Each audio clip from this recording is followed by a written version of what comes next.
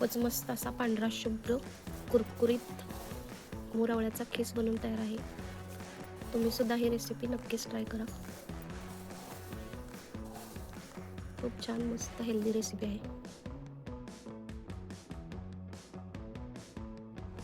नमस्कार, वैशालीज कुकिंग रेसिपीमध्ये आपले खूप खूप मनापासून स्वागत आहे. आज आपण मोर आवळा याचा खीस बनवणार आहोत. तर इथे मी 1 किलोच्या प्रमाणात असे मोर आवळे घेतलेत. मोर आवळा स्वच्छ 2 पाण्याने धुवून आता आपण पुसून घेऊ. मोर आवळा हा असा मोर आवळा व्हिटॅमिन सी आणि अँटीऑक्सिडंट्सने समृद्ध असतो, जो रोगप्रतिकार शक्ती वाढवतो, पचन सुधारतो,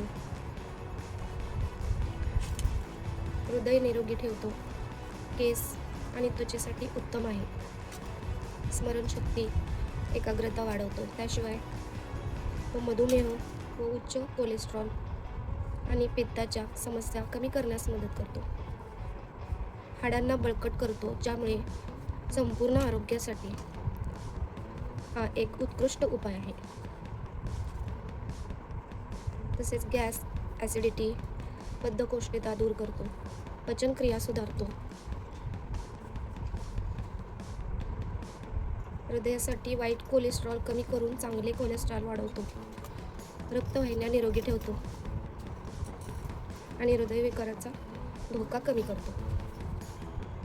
केस मजबूत चमकदार बनवतो, केस गळणे कमी करतो आणि त्वचेसाठीही फायदेशीर आहे. तसेच स्मरणशक्ती वाढवतो, एकाग्रता सुधारतो, आजाराचा धोका कमी होतो, कॅल्शियमचा चांगले स्रोत आणि हाडे, दात मजबूत ठेवण्यास मदत करतो. आता सर्व आवळे आपण स्वच्छ पुसून घेतलेत. आता खिसून घेऊ. खूपच सोपी रेसिपी आहे आणि हेल्दीही आहे.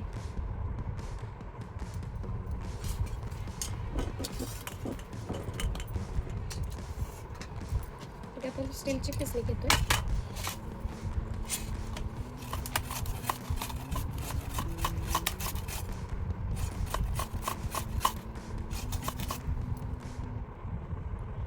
ही रेसिपी आपण एकदा बनवून वर्षभर छान सुकवून ठेवून खाऊ शकतो.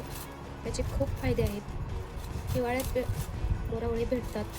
मोरावळ्याचे सेवन नियमित केल्यास शरीर निरोगी राहते, जीवनशक्ती वाढते.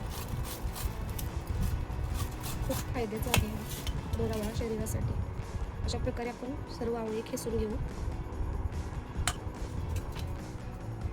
आवळे घेताना असे बघून घ्यायचे, सडलेले बिडलेले बघून घ्यायचे नाहीत, चांगले असे घ्यायचे, डाग नसलेले. ते आपले अर्धे आवळे खिसून झालेत.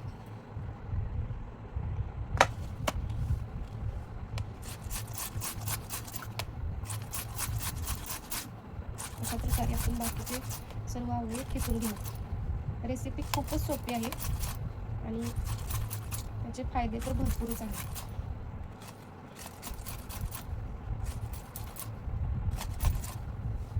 अशा प्रकारे खिसून घ्यायचे.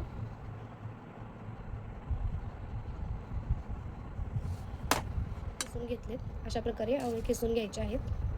आपल्याला हे आवळे शिजवायचे नाहीत किंवा गुळ सुद्धा यात घालायचा नाही. आपल्याला हे फक्त मीठ घालायचं आहे ह्याच्यामध्ये. तुम्ही हवं असल्यास काळं मीठ सुद्धा वापरू शकता. 1 चमचा मी मीठ घालत आहे आणि मिक्स करून आपल्याला कडक उन्हामध्ये वाळवायचे आहे. मी 2 चमचे मीठ घातले आहे. 1 किलो आवळा आहे हा. एकदा बनवून आपण 1-2 दिवस उन्हामध्ये वाळवायचे आणि एकदम चांगले वाळले ना, मग भरणीमध्ये भरून वर्षभर आपण हे खाऊ शकतो.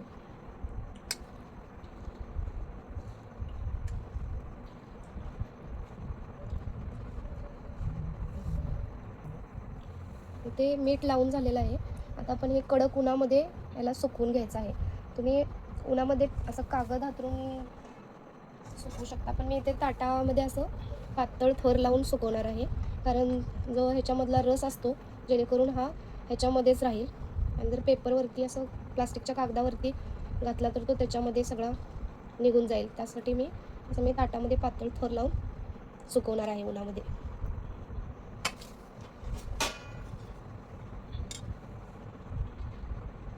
रेसिपी खूपच सोपी आहे आणि खूप हेल्दी आहे, त्यामुळे तुम्ही नक्कीच ट्राय करा घरी. खूप जास्त फायदे आहेत त्या मोरावळ्याचे. अशा प्रकारे मी सर्व सर्व हा खीस पातळ थर लावून उन्हामध्ये ठेवणार आहे. रेसिपी थोडी जरी आवडली असेल तर लाईक करा, शेअर करा,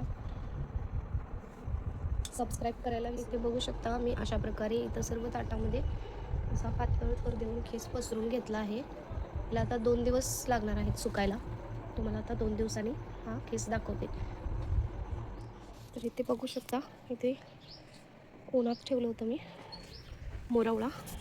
छान वाळला आहे, एकदम कडक कुरकुरीत झाला आहे. आवाज ऐकू शकता तुम्ही, एकदम कडक कुरकुरीत झाला आहे. तर आपण हा मोरावळा थोडासा थंड करायचा आणि एका भरणीमध्ये भरून ठेवायचा आणि वर्षभर खाण्यासाठी रेडी आहे. याचे खूप फायदे आहेत, जसे की मी तुम्हाला सांगितलं आहे व्हिडिओमध्ये.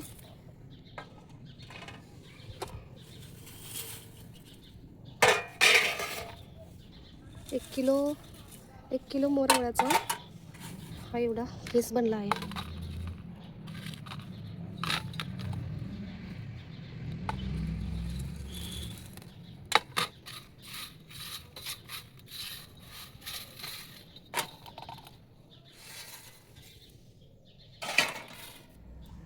ते मस्त आणि असा पांढरा शुभ्र मोरावळ्याचा केस बनवून तयार आहे. रेसिपी आवडली असेल तर लाईक, शेअर आणि सबस्क्राईब करायला विसरू नका. अशाच नवनवीन हेल्दी रेसिपी मी तुमच्यासाठी घेऊन येईन. रेसिपी शेवटपर्यंत पाहिल्याबद्दल धन्यवाद.